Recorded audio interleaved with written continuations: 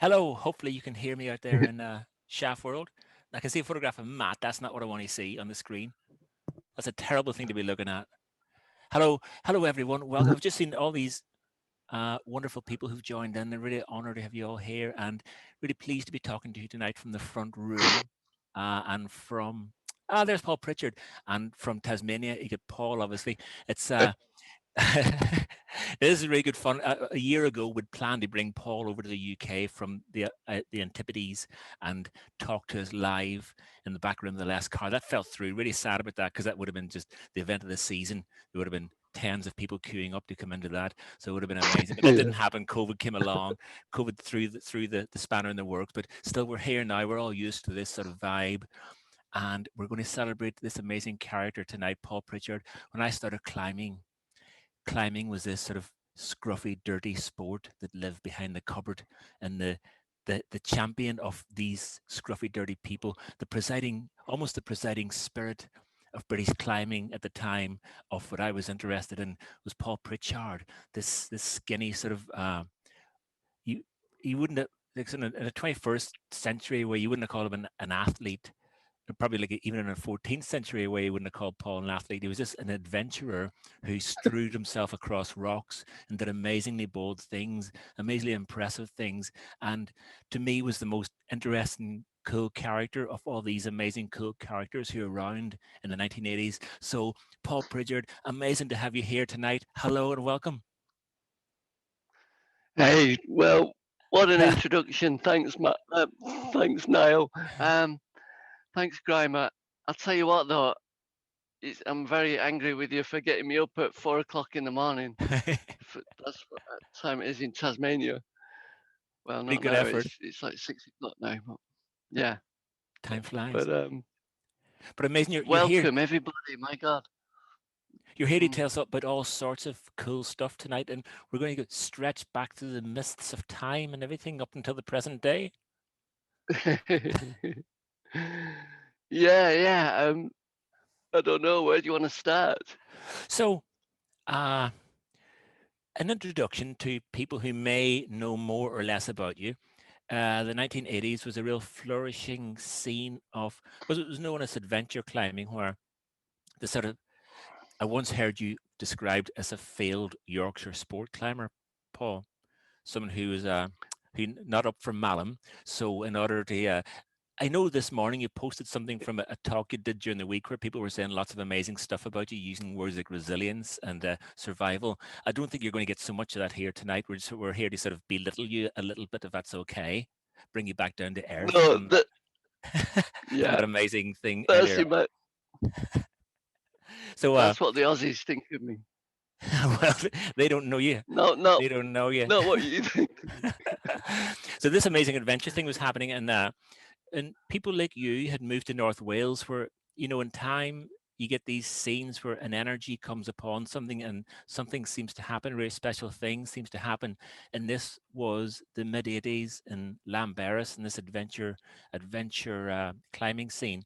But just we haven't got time to go into everything about your life tonight, but just, and I know you grew up in Lancashire, but just to get a quick handle on your childhood, was there something that, can you remember an experience in your childhood that hinted at the world of climbing, or what you would experience in the world of climbing in the years to come? Something that, where you felt yourself, maybe not even climbing, maybe climbing, or maybe just life, did you feel this thing happen when you're young? Well, I was born on top of Wilton Quarry. I actually was, and so I grew up messing around in Wilton, and um and I climbed up graded rock climbs like the kind of the outside face of the Prow, when I was like a really young kid. But and then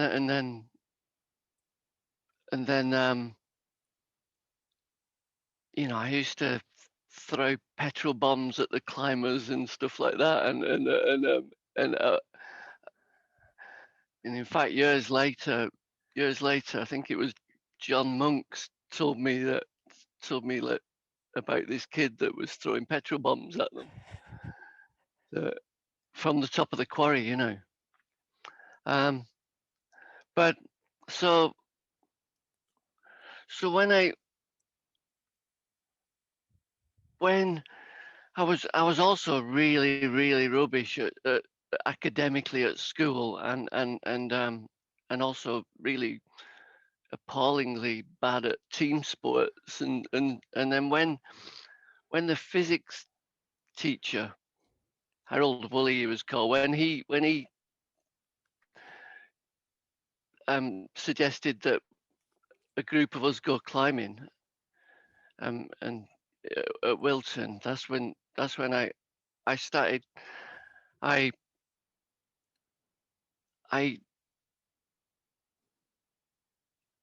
sorry. I think I should just say that I've got word finding problems ever since my head injury, and so sometimes there will be pauses, but that's just okay, I think. Sure. So I forgot where I was. Your Where was teacher. he? Your teacher. Yeah, and so he took a bunch of us lads climbing, because at that point there was no girls allowed. In the early 80s, it was appalling, really. And that's when I realized that I was actually good at something for the first time in my life, and I never looked back. Amazing. And Paul, just for people, you did it. We'll get onto this later, but you've had a pretty major brain injury, which is affecting your speech in some way. So I know from having spoke to you before, it's very easy to settle into it, and it's absolutely fine. There's no problem with the word thing, so don't be stressing about it. No. So you discovered climbing, and then we're going to skip through loads of bits, but can we go to North Wales, mid-80s North Wales, to what is describing in the introduction? And that was what I saw from very much an outsider's point of view. What was it like from your point of view? How did you experience that same time, and what was it for you? Well, first of all, I want to know the name of the person that called me a failed Yorkshire sport climber. I'm from Lancashire, and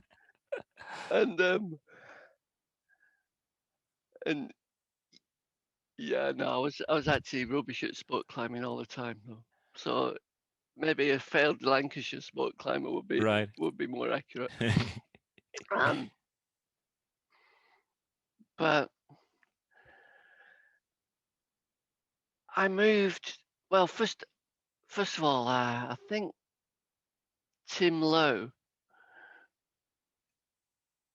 and me went down to Clanberries for my first climbing trip, and I'd seen pictures of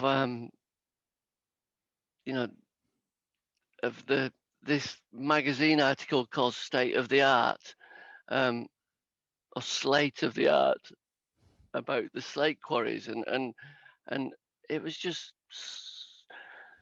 so different to anything that I'd ever seen, and it just looked amazing. You know, and I remember this mustachioed fella kind of mantling these like matchstick edges, like with not a runner in sight, you know, and it was turned out to be Trevor Hodgson, and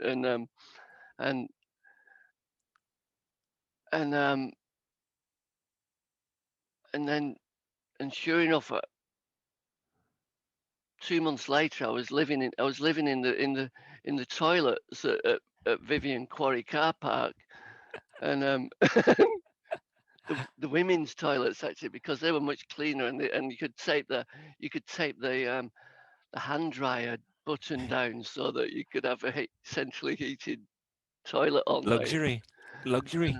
Yeah, and and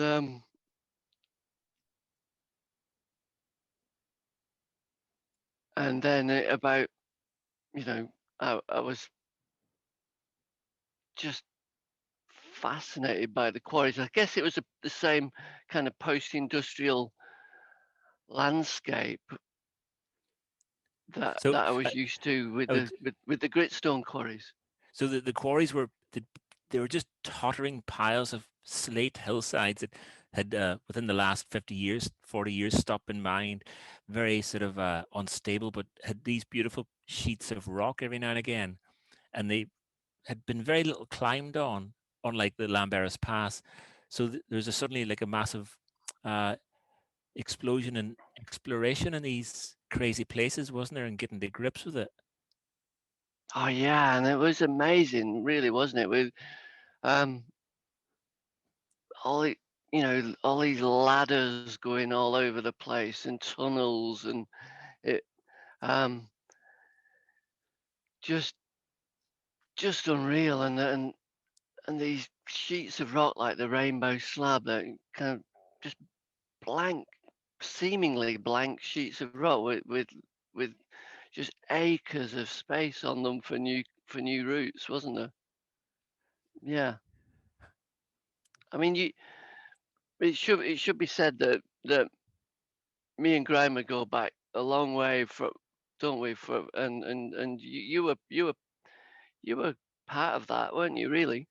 Uh, mm, not really. Well, so I went to Llanberis as a young climber. I remember the first time me and my friend Al were sitting in Pete's seats, and you, who were already by that stage this magazine character, came over, and we had the Pete Seats new route book, and you asked they rip a page out of it because we were reading this sacred document, this like sort of Quran of local climbing. He said, "Oh, can I have a page?" And you just sort of tore this page out. We were like, for one, you can't tear pages out of that book. And then the other one was, shit, it's Paul Pritchard. We're just like, we just like sort of, uh, Wayne's World. We are not worthy. We just like sort of just this paroxysm of sort of panic about that would just almost come so close to Paul Pritchard.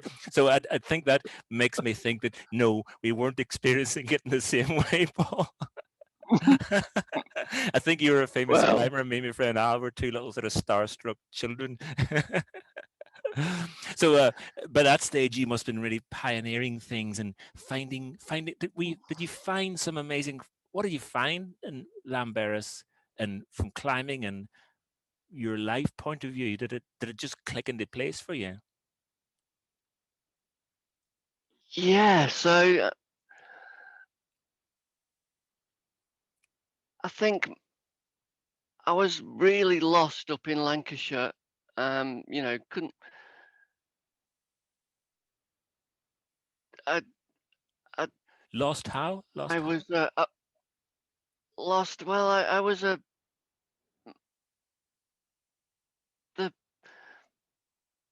the authorities wanted, they wanted me to go on youth training schemes, and for 6 months I tried to be a joiner at the local college, like working with wood, and um and it ended up with me um fighting and the janitor kind of hitting me with a broom, kind of like, just, and that's not and that's not me. I was just kind of really, really losing my way. Paul, no offense, And but I just had some overwhelming sympathy for your teacher there. um and then when I when I visited Clanberis, it just felt like everything slotted into place. I mean, I've found my people, as it were, and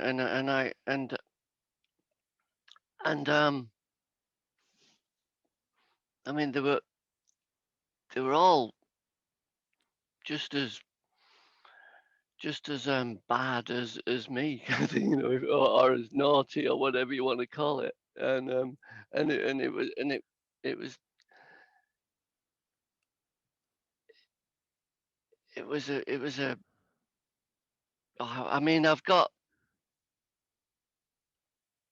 this piece of writing here from my new book, which is actually, which I'll read to you later, but it's really all about the my first impressions of Llanberis. Uh-huh. And Yeah. did you go down there and stay with a friend? Had you I mean, how did you find your way into this? Because there are often communities that aren't very, in these out of the way places. Was it an open community? I mean, people, I'm guessing mostly climbers, or was it friendly, or was it easy to become a part of for you? It was, I think it was really welcoming, actually. I mean, Mm. maybe, I mean, I was already, I I progressed really quickly through the grades, and so by the time I got there, I was already climbing E7, and I think that it might have been more welcoming to good climbers than I don't know. What did you find? Did you find Llanberis so unwelcoming at some point? Very unwelcoming. Yes. Well, not unwelcoming, but I never really made any friends. I found it very hard to make friends there. But that's time. There's lots of things into that. But oh God, sorry. Sorry, my daughter. I've just eaten my daughter's sweets. I'm sorry about that. Sorry, I'm busy. No, but it was a different time. Whenever I was there, I was a different time. But I just, again, I'm talking here from an outsider. But you know, when you look at things as an outsider, things, e.g., groups of people, can look like this, a monolithic sort of group of people who know each other really well, and if you're not part of that, things can appear exclusive, maybe not be exclusive, but they can appear exclusive. It just, but again, as an outsider, it looked like you were part of a group that was very tightly connected to each other. I'm guessing maybe I would, as an observer, maybe like a dozen or 20 people who are all very tightly connected and formed what was known, or what looked like this scene of climbers. So not that, maybe not that big a group, but like you hinted at earlier on, a lot of very strong individuals amongst it all, personality wise as much as climbing wise. Yeah, I mean, I think that the types of climbs that we were doing, especially at Gogarth, when because there was acres of rock at Gogarth that weren't climbed as well, and and so you you're doing these like really necky routes, where and and the bond that is formed between you, because you're basically saving people's lives when you go climbing with them, um, on that kind of um, cliff. It's not like sport climbing where you're just kind of going out for for a jolly or a gymnastic exercise, really, is it? You're actually quite often, when I say saving their lives, just by belaying them, you're actually being part of kind of you know, yeah, saving someone's life. And when and so yeah, I guess it was about 20 people that were all kind of intermeshed, and you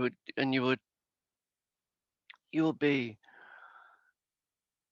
holding holding, you know, like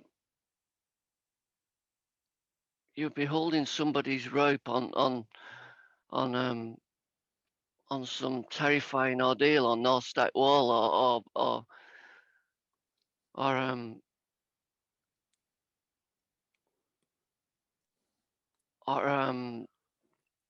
Bob Drury when he was holding my ropes on Super Calibres and those and he's hanging off kind of 3 shitty RPs and a tied off knife blade and he's and I'm like we could have both died there and so it's you've got to have great trust in your in the in the person who's going first as well in some cases. Yeah. Hey, Paul, just the climbing seemed like one part of all that life, and the life that went on around it seemed very much a part of the experience. Just can you go into a bit of detail? Pick a climb or something like that, and give us 24 hours in the life of Paul Pritchard in the 1980s. Sort of. Do you think about what else goes on in the world? Take us around 24 hours of a particular day, or a typical day, or a memorable day, or an Well, I think agglomeration of days, just so we know a bit more obviously about. at this, yeah. Well, I was going to say at this late stage, it's kind of all rose tinted, isn't it? But I think I wrote in Deep Play, didn't I? That what my view of a typical day was. I read it out on the podcast that the rubble merchants chapter and in that I kind of it was just this constant cycle of kind of partying all night and caning the alcohol and drugs and then getting up really bleary eyed in the morning, still in the morning though, and going down to traipsing down to Pete's Eats and and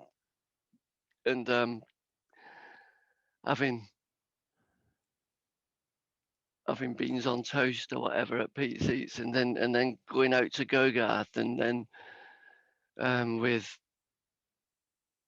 in the back of Paul Williams's car or something, and with Bob Drury uh, and Johnny Dawes and maybe Moose Mike Thomas and uh, and and then you'd split up and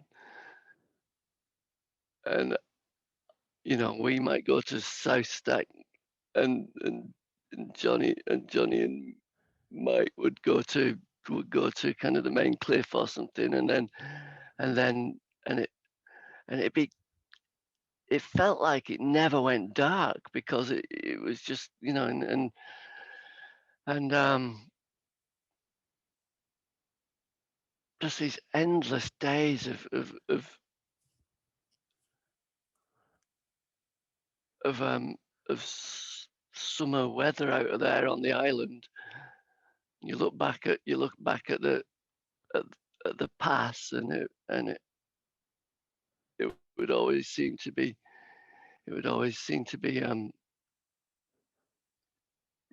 cloudy and raining over the pass, Huh.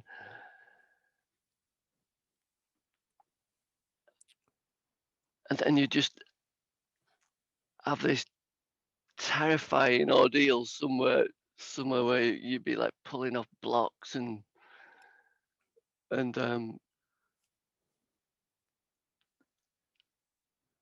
basically it seemed like almost every day you'd be coming back having just survived, Huh. actually with your life. I mean, I'm sure that I'm exaggerating there, but Did that did but that f- did that feel like not that much. did that feel like you were trying to do? You're trying to just survive. Was that you're trying to do? Was that the objective to just survive? Do you know what? I think it actually was, and but also in also just with 18 quid a week on the dole as well, it was actually like quite a challenge to survive economically as well. And so so um, we would have to live out of each other's pockets, and all the time, and and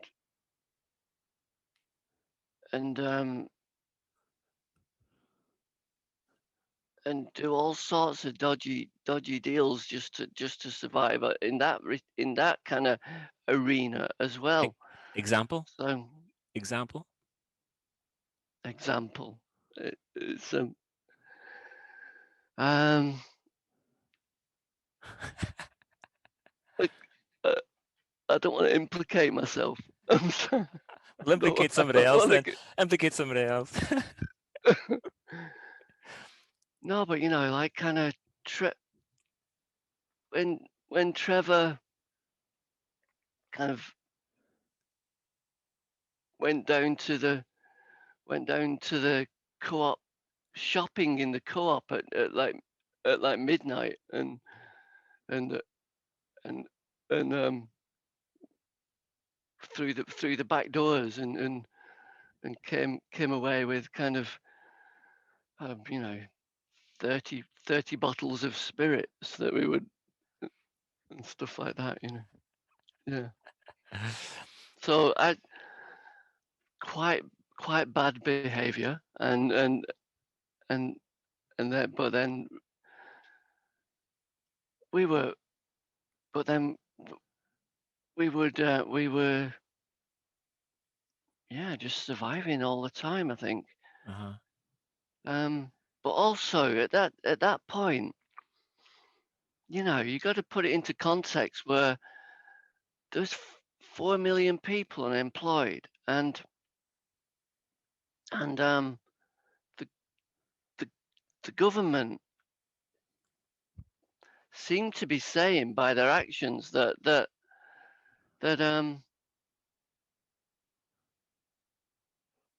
they had no respect for you, and they'd thrown you on the scrap heap. Mm. and and so I think that our climbs reflected that they didn't have any respect for us, and we had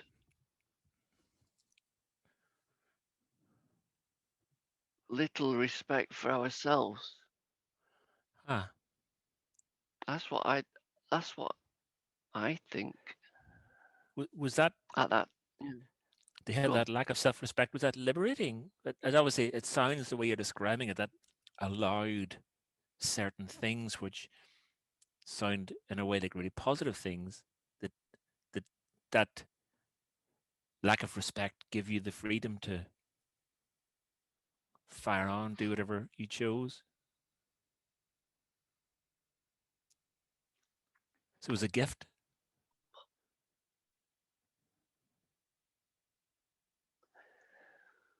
Well, it was a gift, but it was a gift. You know, what it's like when when you're you're a young person,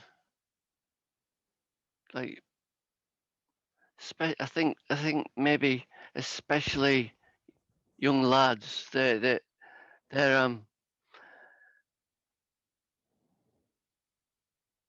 they can be very fuck you kind of to authority, and just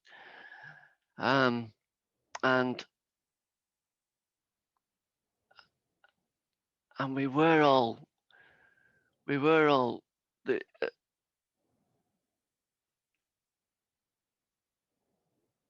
we were all young we were all young lads in those days. I mean, there was some young women there, but it was a totally different scene to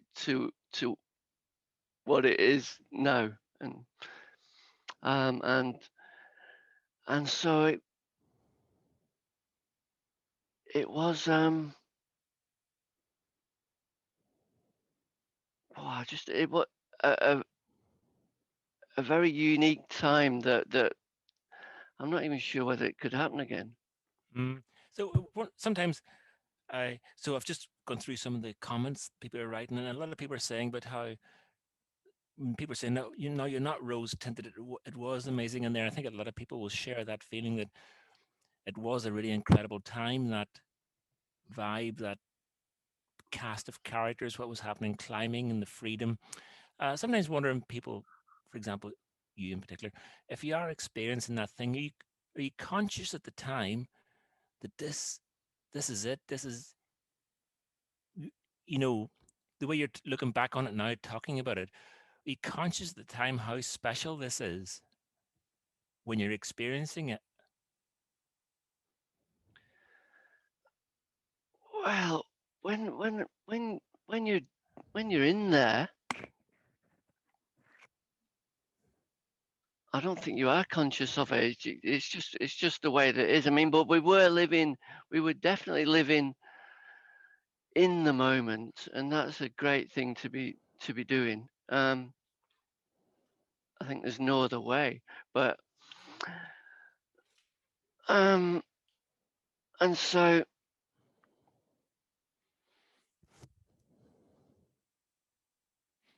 but we're not. But you're not conscious of how special it is. I Yeah. don't think at all. It's just the way that it is, isn't it? And I thought that the lack of employment was just like the way that it always was going to be, and that it was that this was just kind of it. And and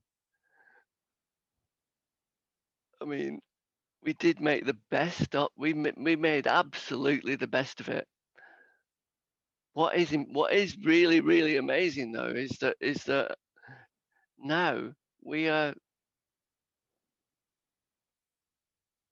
that that era is responsible for so many new climbs which add to the tourism aspect of Clanberries in such a big way, and so we've actually created this whole we had a hand in creating this whole tourism industry. But anyway, that's a different thing. You make it your OBE, Paul. You- You know? for services to tourism. um, so moving on to a slightly different thing. Your this lack of care. I don't know if that's what led to, but you had some accidents, some pretty severe accidents. Now, one of these, I did a podcast. I do a podcast called Jan Crack Podcast.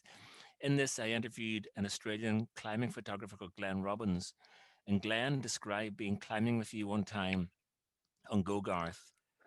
You had a fall, came all the way down the crag, hit the ground, and he described being left on the ground with the dead body being you, and the trauma that he went through. And it was one of the most interesting, powerful stories I've done on my podcast. Just that thing he went through of where you came back to life, and it sounds so traumatic. This was it in Wenzhou? There was or wasn't. Could you tell us a little bit about this accident? Okay. Yeah. So it was just me and him down there. just me and Glenn Robbins, and I'd convinced him to go climbing with me, and it wasn't that nice a day. And we abseiled down into Wenzhorn, and I wanted to look at the back wall of when the back wall where George Smith has done all these really overhanging monster climbs, and I just wanted to do this route called the Games Climbers Play, but the direct start to it, which I'm not even sure. Anyway, I'm not sure whether it had a second ascent, but if it probably had. And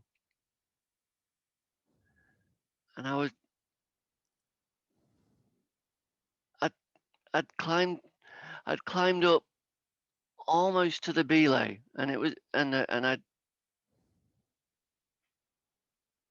it was really wet, and I remember I'm hanging feet free because it's really steep, and I'm hanging on this wet kind of rail, completely pumped, but there was several pieces right by me, and so I thought I would just jump off or just let go, and it would be okay, and I would just lower off, but it wasn't to be. As soon as I let go, I couldn't hang on for much longer, maybe like a couple of more seconds. As soon as I let go, I just heard all this, like I could feel the pieces failing, and I could feel myself accelerating, and and then I hit the ground, and and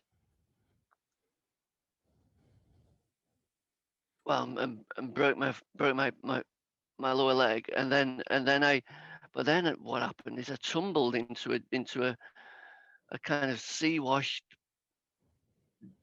ditch or crevice, and upside down. I had both my shoulders broke, and my head was underwater, and it took Glenn, a good few minutes, maybe 10 minutes, to actually untie himself from the belay and climb down to me.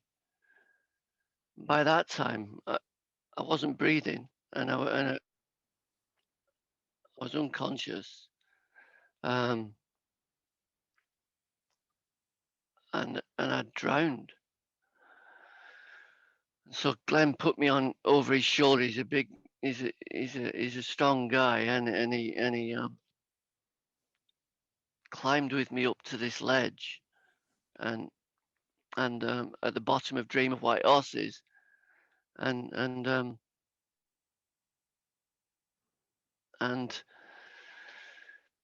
began to resuscitate me.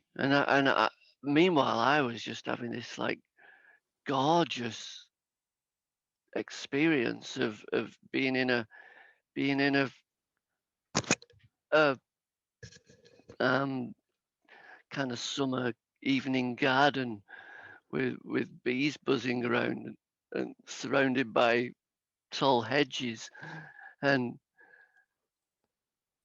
meanwhile Glenn is kind of working on me, um, giving me cardio massage and stuff, and the trying to resuscitate me, and then suddenly I remember spewing up all this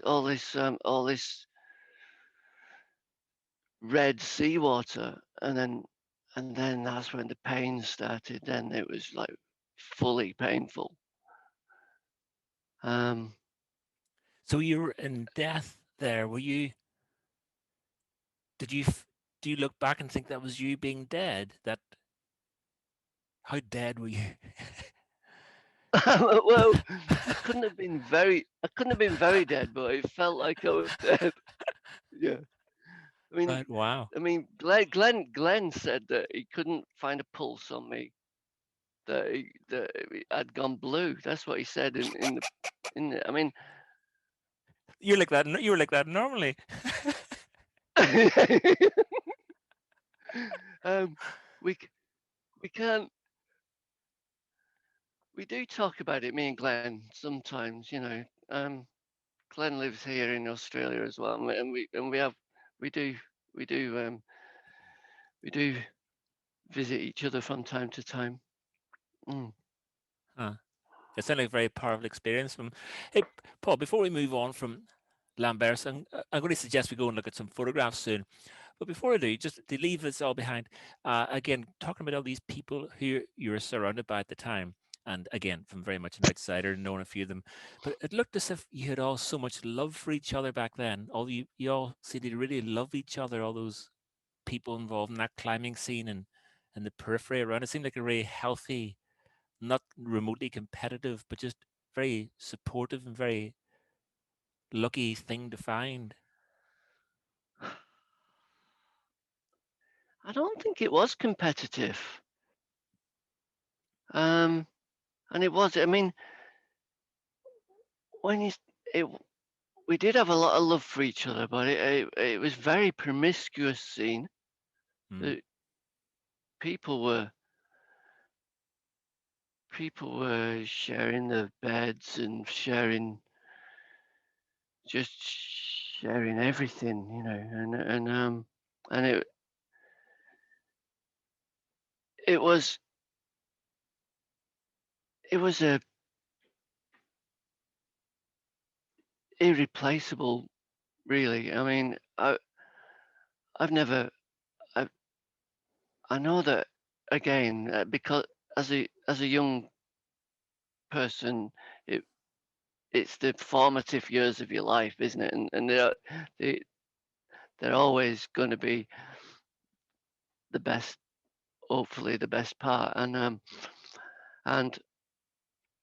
and so when I look back, and I know that I've seen there is like quite a few people here that were involved in that scene of the names, and so I know that some people will agree with me that it was very special. Um, but yeah, there's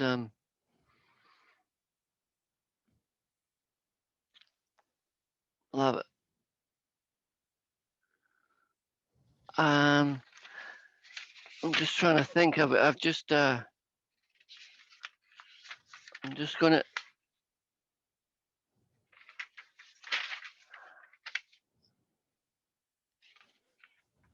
I'll tell you what. What I'll do. I'll just read you a little bit then before we go on. Not the whole thing, but this is from my forthcoming book, the Mountain Path, and it just says in those days, Clanberis had its more than its fair share of precocious climbers, some bordering on genius. Johnny Dawes was the greatest naturally talented climber in the world in the 1980s. He never trained. He just went climbing, but how he climbed. To watch Johnny on a rock face was like watching a film of a tumbling stream of water, but in reverse. All the droplets conjuring themselves together from an invisible place, pausing in one flowing cluster, and then powering upwards in a molten fountain. Yet it wasn't just climbing that impelled Johnny. His head was filled with an intoxicating and often perplexing concoction of Buddhism, quantum physics, sexual partners, and car racing. However, it was the horrifying gymnastic climbs, the likes of which the world had never seen before, that cemented his name in the history books. Then there was Bob Drury with a flair for wickedly thin rock faces. He was something special, I can tell you. Carlos had more than his fair share of strength and boldness. The Peng had a reputation for breaking people's legs, but he knew that real genius came through dedication to a cause. Moose, JR, Stickman, Big G, Manic, the Captain, the Wad, the Horn, the Stone, Tricky, Skeletor, Nicky, Twid, Giant Redwood, they all had talent by the barrow load and could have made it big in the climbing world, whatever big meant in those pre-internet days before the hashtag. However, they, like many of my peers, suffered from brilliance gone wrong. Clamberis, in that era, had more flawed geniuses than you could shake a stick at. So I don't know. That Brilliant. kind of puts a bit of all the names and stuff in that in from them days. Paul, I've read some of your stuff before. You sort of described yourself as a kid, been sort of not academic, but and you're right, and you sort of just really lightly catch the sort of spirit of things. And because I've listened to and read your stuff in the past, and there's some sort of you just sort of it feels like you just caress all these events onto paper. Where did that come from? When I did you really first? do. Um, I mean, I just write. I do just write what um the first thing that comes to mind, and and so not in an academic way. Um, and so I guess it is stream of consciousness, isn't it? And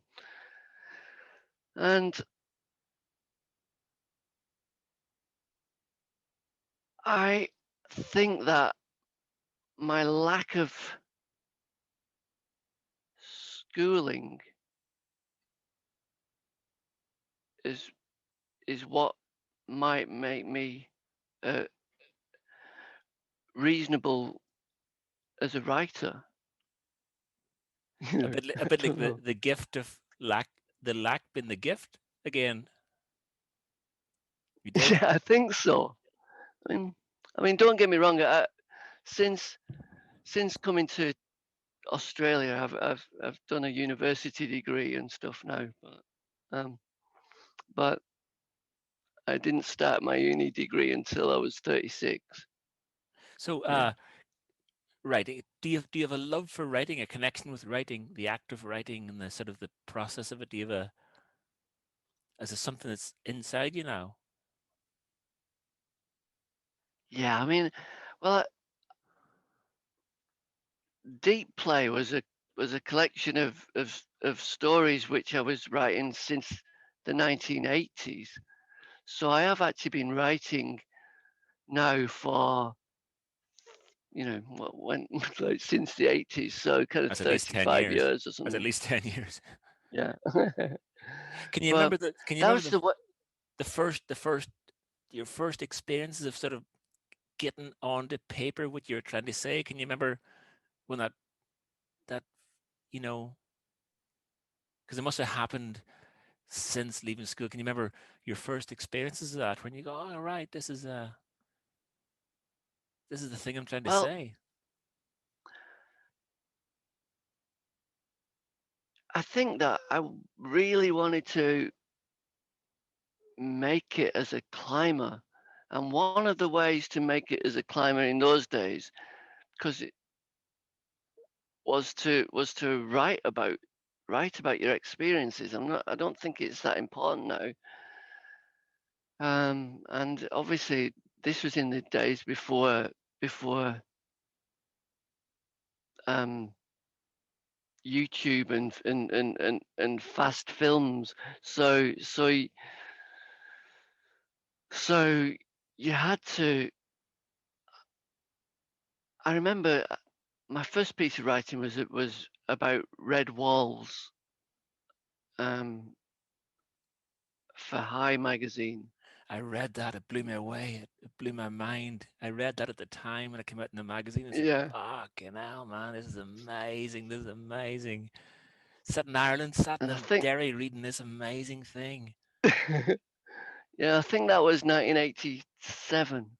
Yeah. Yeah, and so that was my first piece of writing, and I remember Ron Fawcett kind of congratulating me on it in Pete Seats Huh. once, and I don't know, like it just seemed that I I felt very proud of that, and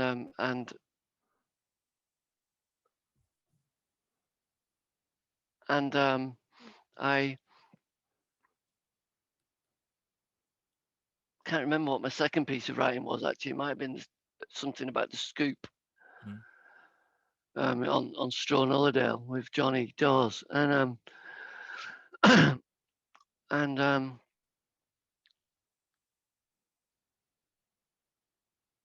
but that was just a way that people would become would make it as professional climbers. But I mean, it wasn't the same as professional climbers now.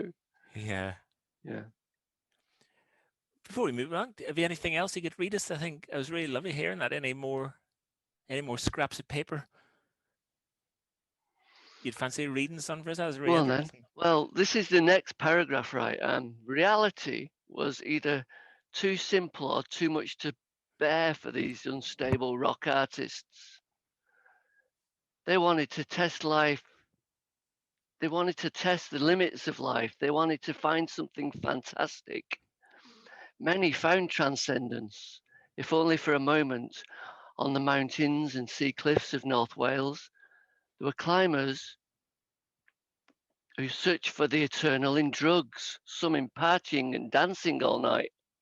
Some searched through it through sex and promiscuity, and others through burglary and other misdemeanors.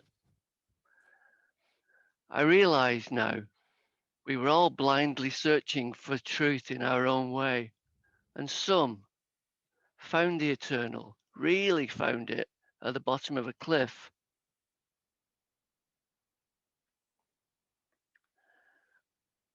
By the time the climbers of Clanbarris had reached their 30s, many of them were damaged, and more than a few had expired. Yet more than should have made it through, and this stands more testament to the power of will than that of luck. For me, I'm just contented to have lived a few years among this community of misfits. And as Jim Morrison said, no one gets out of here alive. So that's kind of that's just my, the bit of writing from my book about Clanbarris. Epic, epic. Mm, Hey, but yeah. right, let's flick forward to the next chapter. Right, a few years ago, many years ago, I can't remember where I was, but I heard that you had an accident when you're in Tasmania, and okay, maybe Tasmania. The Totem Pole, is that in Tasmania? Yeah.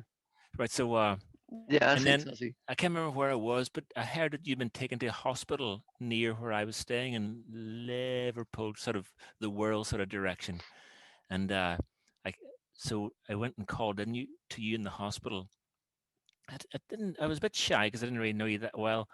Uh, so I came along to say hello, and you were there in a hospital bed, and I was asking you what happened. You told me son fallen off, and at one point you took my hand and held my hand like that, and you dragged it across the top of your head. In the middle of doing that, my fingers sank down an inch into a letterbox, and at the bottom of that letterbox there was a squidginess, and then they came back out again. There was skin over it, but my fingers had gone into a hole in your skull and fondled your brain. It was just utterly shocking. That was the result of what happened in the Totem Pole. Well, that was, the earlier accident was like a warm up, wasn't it? But this is the one where the accident that changed the direction of your life forever, right? More than the other, the It did. Wenzhong It one. made me disabled. Yeah. So now, so it did change it. I should say it's plastic now, my skull, so it's like I've got a plate in it. So it's Better than yet, better you than ever. can't do that. I can't do that party trick anymore. Did you sort of blow? Could you blow a bubble up the top of your? Could you do I that? used to place an egg in my in my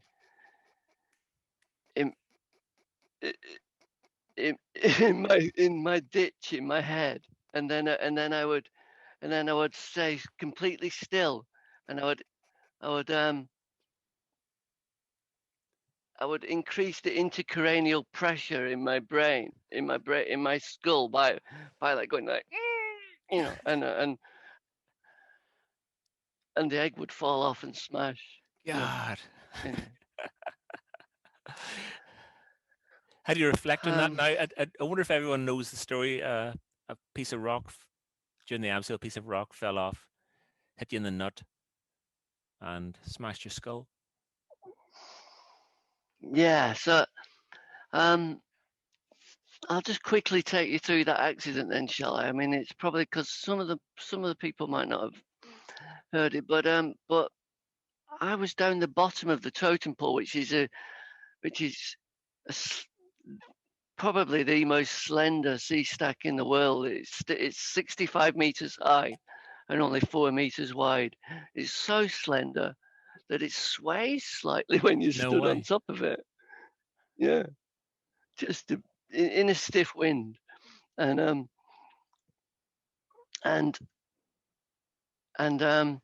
I was right at the bottom of it, and Celia Bull was at the halfway ledge, and a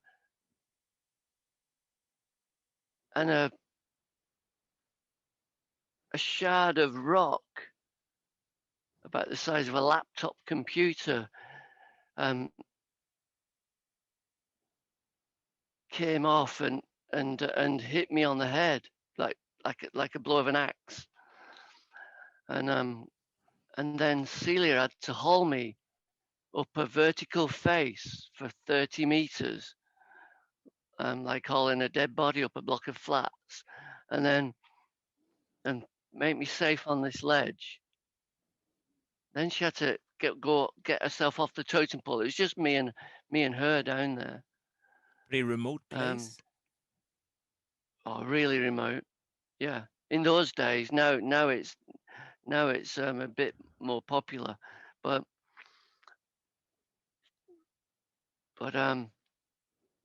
then she had to run 6 kilometers for help after getting herself off the totem pole and kind of getting up some cliffs opposite. 6 kilometers for help because it was in the days before mobile phones, you understand. And then, wow, 10 hours later after my accident, basically, I could hear helicopter Were you conscious? rotor blades. And I thought that if I went to sleep, that would be it. I would never wake up. I mean, I was so, I mean, I did. I probably went to sleep for about 2 hours at a time, during that time, but I really fought to stay awake. And then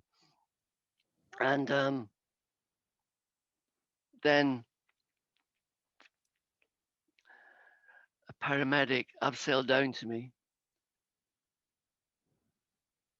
and clipped me to his harness. He thought that he was in for just a simple corpse recovery, judging by the amount of blood on the ledge, And then, he clipped me to his harness, abseiled me down into a waiting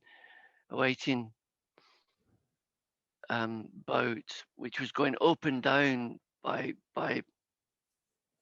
about 6 feet 2 meters because of the swell, and so on the upsurge he cut the rope and we both fell into the boat. I mean, really quite exciting. And then he sped off to a waiting helicopter on the beach. Huh. Paul, during that 10 hours, whatever it was, were you lying there contemplating your mortality, or what was good? I take it you could No. feel your brain. Could you put your hands up and feel the mess on top of your head? Yeah. I felt under the Celia had put a helmet on me. I wasn't wearing a helmet. Celia put a helmet on me, and so I felt under her helmet, and I could feel all the stickiness coming and the cerebrospinal fluid, and so I was just fighting to stay awake. I think that my previous accidents had taught me taught me a lot about actually surviving, and I think that without my previous accidents, I might not have fared so well I might not have survived. Again, the lack is the strength, isn't it? I know, yeah. No, and now I actually see my accident, my brain injury is this like massively precious gift. Right. I really do. Huh. Paul, there's lots of interesting questions up here. There's somebody from an occupational therapist. I must admit, it feels like too big a question to get in a quick chat. It's about what advice you would. Okay, what tips or techniques can you give how people can adapt to physical effects when climbing beyond a brain injury? I mean, these are really long. I mean, that's a big question. So I don't know if we can go into in any. I don't know. It's respect. probably not that. Just acceptance. I think you've just got to accept the way that things are in this moment, and once you accept it, that with acceptance comes the courage to. But anyway, that's my kind of take on it. Comes courage to facing the hardships that all of us are going to face. But anyway, that's my take. With respect to the Totem Pole, did you initially not accept it, or did you get to a point of acceptance? Well, when you came to visit me in hospital, I mean, I think I'd already kind of accepted my position then, didn't I? Would you say, kind of like, if I was joking around and having you feel my head, I mean, I did get awfully morose and in hospital for a while, and I did,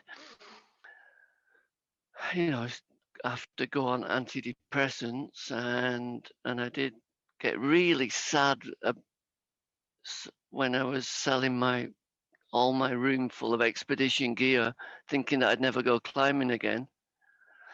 But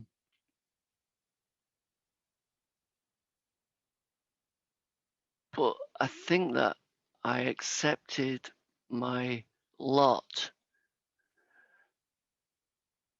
quicker than other people, maybe many other people.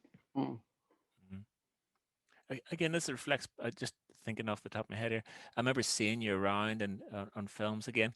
It was all those friends from your Lambert's 80 days seemed to really rally around and be very supportive of whatever they could do to help you. Is that right? Oh, I think that my my friends were my friends were. I couldn't have done it without my friends, actually, and they were really, really supportive. Um, um, especially Zoe Brown, George Smith,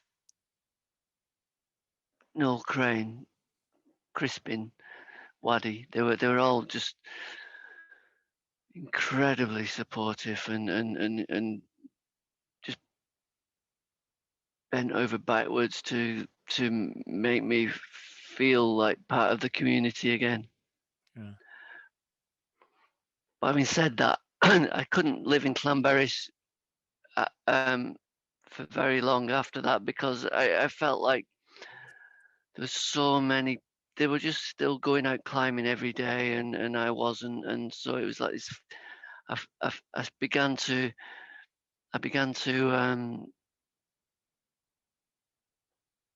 oh, what's the word? Despise is a too harsh a word, but Resent? but resent. That's exactly what I was thinking of. Resent the physicality of the place, and so that was one of the reasons why I moved to Australia, really, to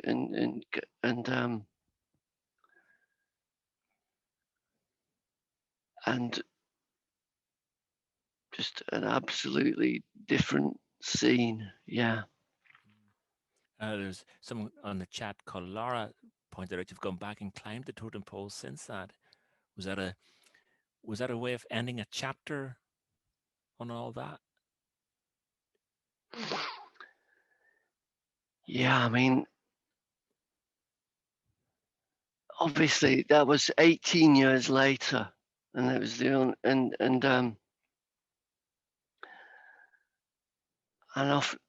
obviously I was reborn. I said that I was reborn on that day on the totem pole when I had my accident. So 18 years later was my birthday, my 18th birthday almost, and I felt like I'd come full circle, kind of like this loop or circle was finally closed after 18 years. Yeah, it was quite a profound experience, definitely. Yeah. Um, Obviously, I had to do it was, I had to climb up this rope with one arm and one foot. It was really quite um, tough for me, and I took the same swing that I took 18 years before that resulted in the rope flicking the rock off and hitting me on the head. I felt the rock scar where the rock had fallen Oh, from, and as I as I clambered onto that ledge, I swear that I could hear Celia in my mind because she's nowhere near. She lives in Scotland, but I swear that I could hear her screaming at me, "You're gonna have to help me here if we're gonna get you out of this." Yeah, I wow. mean, so a really emotional climb, Huh. but yeah. Paul, there's so many things to talk about. I mean, we won't get into them, but the effect these things have on other people, the people you love and people who love you. But I'm conscious we've got to sort of move this on to sort of get towards the end of the show because I've been here for quite a while. It's been really amazing. But I just know recently you've finished writing a book, and as I know from talking to you, it's all about the lessons mountains have taught you. If you were to sort of boil all those lessons down,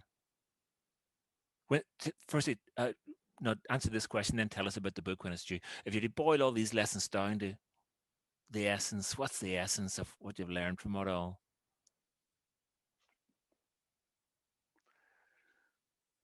Well,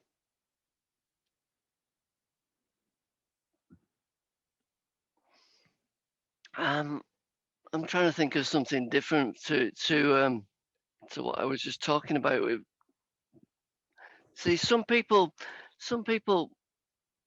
like to think of overcoming, whereas I think that that's a really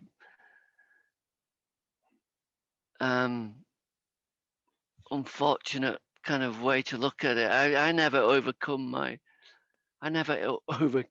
my condition. I learned to work with it. So I I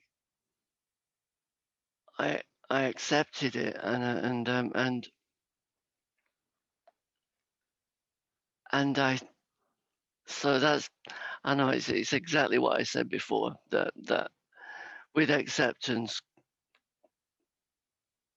it comes this courage, or this strength to to to navigate these vicissitudes of life, Mm. that that and we're all going to face them, aren't we? Like, everybody's got to face the worst time in their life at some point, and many people already have. Sure. Yeah. That's my take on it, and that's why I say that it's the best thing that has ever happened to me, because it taught me this lesson kind of really quite early on. Yeah. Oh, amazing, amazing. Anything else you want to add before we go? Any last thoughts? I don't know. I was just going to say that this last book is bookended by the Totem Pole again. So it's actually, but then it's got these 7 lessons that I've learned from the mountains, kind of, and so it's my 3rd Totem Pole book, Bloody which is hell. pretty. Yeah, so I've got to stop it now. You need a new accident, Paul. You need a new accident. Hello. Yeah. When's Yeah. when can we get this book? When's it due, etc., etc.? I think that it's going to be coming out. So Ed Douglas is still is editing it at the moment, but he's doing a really fast job and a really good job, and I think that it'll be out in about October, maybe November. Do you have a name for it? And the name is The Mountain Path. The Mountain Path. Yeah. Right. Yeah. Okay. Yeah. Thanks, Paul. Can't wait to read it, Paul. You're an in my life as a climber. You've been absolute inspiration, absolute legend, and my life as a person. You've been a beautiful part of that. It's been really amazing to catch up with you here tonight and hear your crack. It's been absolutely amazing. We never get around to seeing the pictures. The pictures are amazing. I'm sorry we didn't get to put them up, but I was just enjoying chatting you too much. You know, when you're in the pub, you're having a great Yeah. chat. The last thing you want is somebody get out their phone and start showing you pictures, because I was just in there, right? Okay, so that was just great. Yeah, that's true. If there's some way we can see the pictures for people who've enjoyed the chat, I'm sure Matt can put them online somehow, because they're absolutely amazing pictures. And when I saw you, I saw this photograph of you on the rainbow slab, and you're just slouching your way across the rainbow in a way that it was just amazing to see how someone can be so relaxed, and just it was just someone doing a different thing on rock than was seen before. Just somebody just jamming their way up these, not hand jamming, but just life jamming their way up incredible, difficult, and bold climbs. So utterly amazing, utter inspiration. You're a gas man, Paul. Lots of great questions on the thing we didn't have a chance to get into because we were listening to you. Hope everyone enjoyed that, and What happens now? Do we just sit here awkwardly and everyone files out? Well, no, I mean, really, really, likewise, or really good to see you again, Grimer, and just lots of love. Yeah. Thank you.